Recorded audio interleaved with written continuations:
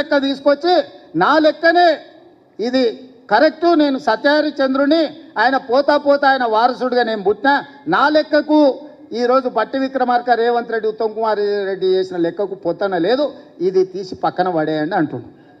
నిజంగానే చంద్రశేఖరరావు దీన్ని అనాలి అంటే ఎప్పుడు ఆయనకు నైతిక హక్కు వస్తుంది అంటే ఆయన సమగ్ర కుటుంబ సర్వేతో పాటు ఈనాడు ప్రభుత్వం చేసిన కులగణంలో ఆయన కొడుకు ఆయన అల్లుడు అందులో లెక్కలు రాపిస్తే ఆయన లెక్క గురించి మాట్లాడడానికి అధికారం ఉంది.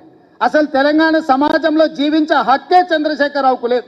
ఈ సమాజంలో ఉన్న ప్రజల అందరి లెక్క కట్టి అధికారికంగా ప్రభుత్వం చేసిన లెక్క ఇది ప్రైవేట్గా రేవంత్ రెడ్డి బట్టి విక్రమార్కను ఉత్తమ్ కుమార్ రెడ్డి గారు వ్యక్తులుగా చేసిన లెక్క కాదు.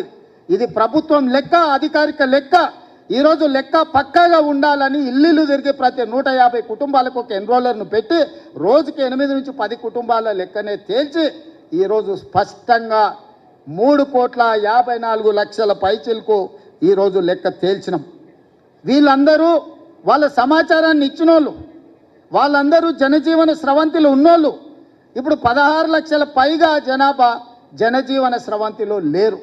అందులో ముందు వరుసలో చంద్రశేఖరరావు, ఆ తర్వాత తారక రామారావు, ఆ తర్వాత హరీష్ రావు, ఆ తర్వాత పోచంపల్లి నిన్నమన్న గ్యాంబ్లింగ్ చేసిన పోచంపల్లి శ్రీనివాసరెడ్డి, గ్యాంబ్లర్స్ అందరూ అందులోనే ఉన్నారు. ఈ గ్యాంబ్లర్స్కి ఇష్టం లేదు, ఎందుకంటే వాళ్ళ లెక్క తెలుస్తుంది. వాళ్ళ లెక్క తెలిస్తే పోయిన మంత్రివర్గంలో 4 ఆయనతోలే ఎట్లున్నారని మీరంతా మా బలైన వర్గాల సోదరులు అడుగుతారు, కడుగుతారు, వంగబెట్టి దంచుతారని లెక్క తెలియదని కుట్ర చేస్తుండు.